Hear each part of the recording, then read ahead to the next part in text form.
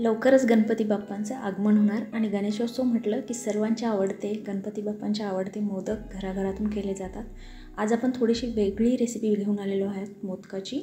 एकदम unique recipe आहे आणि चवीला अतिशय छान लागते, बनवायला जास्त मेहनतही लागत नाही।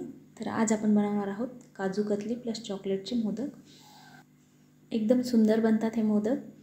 तर बनवूयात हे मोदक। त्यासाठी अर्धा कप काजू घेतलेले आहेत, एकदा पाण्याने धुवून घेतलेत आणि त्याच्यामध्ये 1/4 कप एवढं दूध घातले। म्हणजे जेवढे काजू आहे त्याच्या अर्ध दूध घ्यायचं आणि ह्याला 10 ते 15 मिनिटांसाठी साईडला ठेवायचं, म्हणजे छान सॉफ्ट होतील काजू। एका पॅनमध्ये अर्धा चमचा तूप घालायचं आणि जेवढे काजू होते त्याच्या अर्धा गूळ घ्यायचा। म्हणजे अर्धा कप काजू घेतलेले आहेत तर 1/4 कप एवढा गूळ घेतलेला आहे। मध्यम गॅसवर गूळ फक्त वितळू द्यायचा। गूळ वितळला की लगेच अर्धा कप बारीक केलेला नारळ घालायचा। मी जे माप वापरले ते अर्ध्या कपाचं माप आहे। 2 ते 3 मिनिट हे सर्व मिश्रण परतवायचं मध्ये मध्ये।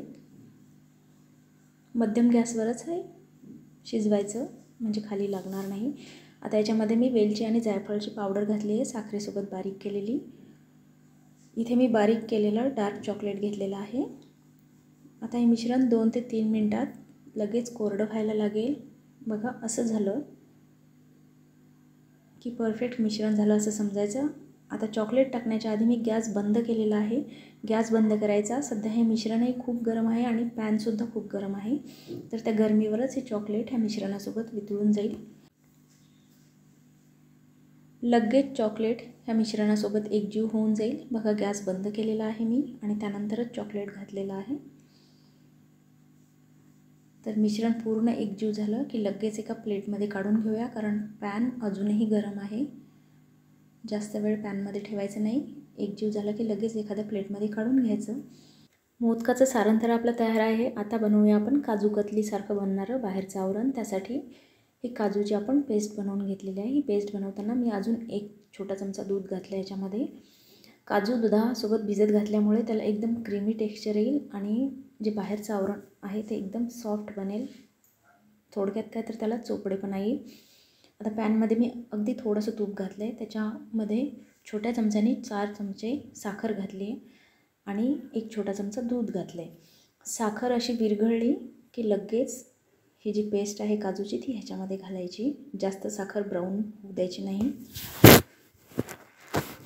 पेस्ट घातल्यानंतर सारखं हलवत राहायचं, म्हणजे हे मिश्रण खाली लागणार नाही। 4 ते 5 मिनिटातच हे मिश्रण असं घट्ट होऊन जाईल। मध्यम गॅसवरच हे तयार करायचं। असं घट्ट झालं आणि वरून चकाकी आली की गॅस बंद करायचा। आता मी इथे बटर पेपरवर काढलेलं आहे। तुम्ही एखाद्या प्लेटमध्ये काढून तेला तुपाचा हात लावून सुद्धा हे मळू शकता। तसंही मळलं जाईल किंवा बटर पेपरवर अशा पद्धतीने मळून घेतलं तरी चालेल। दोनही मिश्रण गार झाले की मोल्डला असं तूप लावून घेऊया, म्हणजे मोदक बनवल्यानंतर अगदी सहज मोदक निघतील।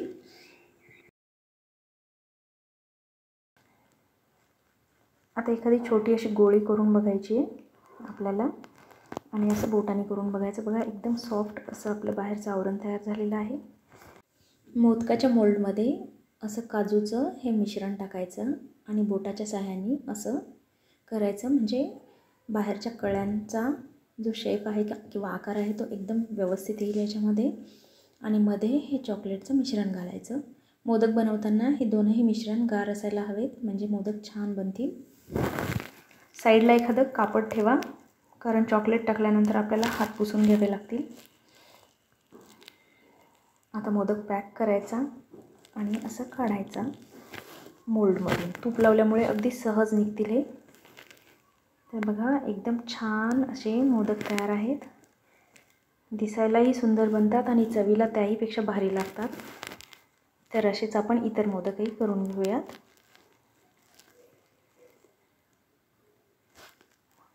काजू कतलीचं बाहेरचं आवरण आणि आतमधलं सारण चॉकलेट आणि नारळाचं एकदम भन्नाट लागतं। खूप सुंदर बनतात हे मोदक।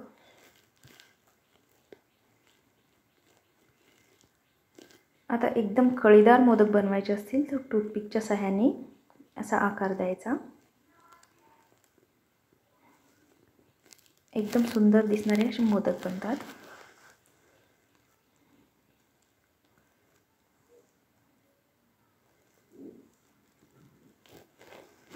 हे मोदक तुम्ही 3 ते 4 दिवस आधी बनवून ठेवले तरी खराब होत नाहीत. अर्धा चमचा दुधामध्ये थोडंसं केशर भिजत घातलं होतं, ते आपण मोदकाला लावूया. तुम्हाला हवं तर लावा आणि नाही लावलं तरी हे मोदक सुंदरच दिसतात, लागतातही छान. आपण काजू दुधात भिजत घातल्यामुळे बाहेरचं जे आवरण आहे ते एकदम मस्त बनतं. ह्या मोदकाचं काजू कतलीचं बाहेरचं आवरण आणि गूळ, नारळ, चॉकलेट ह्याचं आतलं सारण एकदम सुंदर चव लागते ह्या मोदकांची आणि दिसायलाही खूप सुंदर दिसतात हे मोदक. तुम्ही एकदा तरी नक्की ट्राय करा ही मोदकाची रेसिपी. तुम्ही जर हे बनवले तर सर्वच तुमची स्तुती करतील, एवढे सुंदर बनतात. शिवाय एकदम युनिक वेगळी रेसिपी आहे, हेल्दी रेसिपी आहे आणि कोणीही खाऊ शकेल असे बनतात. तर नक्की ट्राय करा ही रेसिपी. तुम्हा सर्वांना गणेशोत्सवाच्या खूप खूप शुभेच्छा. मस्त मोदक बनवा, खा आणि तुमचे मोदक कसे झाले हे मला कमेंट करून सांगायला विसरू नका. धन्यवाद.